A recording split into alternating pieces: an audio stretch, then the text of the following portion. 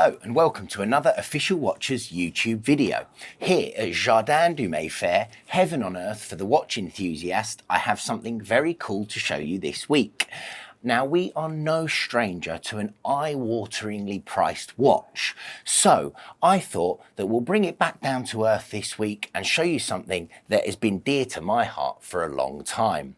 It's none other than the Rolex Sky-Dweller with the blue dial, the 336934. Guys, just a very quick note to say before we get started, please do hit that subscribe button. My tech team tell me up to 75% of you that view the videos aren't subscribed. It would do me a huge favour if you could just hit subscribe, and I'll keep these videos coming fresh and hot every week. First launched in 2012, the Sky-Dweller was the first new watch line that Rolex had released in 20 years. The new kid on the block prior to that was the Yachtmaster, which made its debut in 1992. More importantly though, it has a whole new bells and whistles set of complications, a dedicated movement, which is the caliber 9002, and it's Rolex's most complicated watch ever produced, containing an annual calendar, dual time zone, date and month display. The Sky-Dweller is the first annual calendar watch that Rolex has ever made, which is quite surprising given the age of the brand. But if you think about it, it's done dates, days, chronographs, GMTs and moon phases, but never an annual or perpetual calendar. Now, they did make a triple calendar in the 50s with reference 6062, but you're looking at around 1 million for a good example. Such is their rarity. Triple calendars are named because they display the day, the date and month, not because they are self-governing in the same way as annual and perpetual calendars. You still need to adjust a triple 5 times a year, so they're complex, but not that complex. The watch has its Sky-Dweller moniker because it's designed for those crossing time zones. And while it is a GMT, the annual calendar complication makes it just that little bit extra. It's an incredibly well thought out piece of engineering, and unlike anything else that Rolex has in its lineup.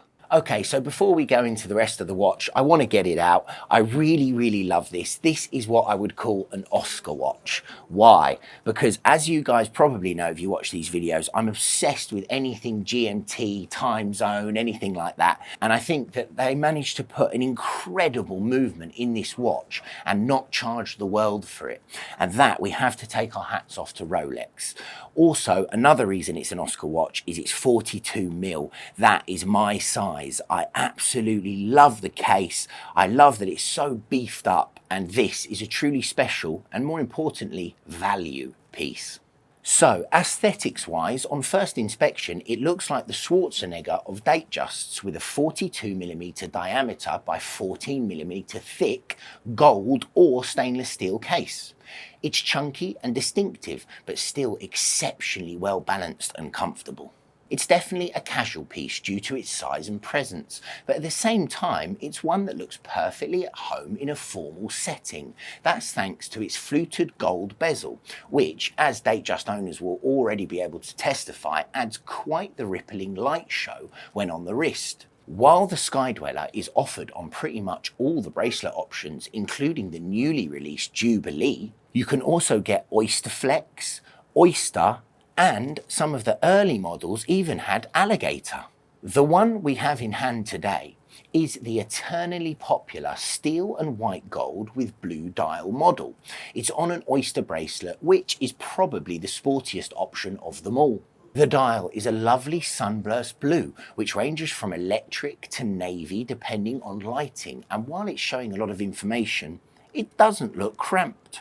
There's a central disc displaying 24 hours and an inverted triangle pointer at the top, which is used to mark home time, while the standard hour and minute hands deal with local.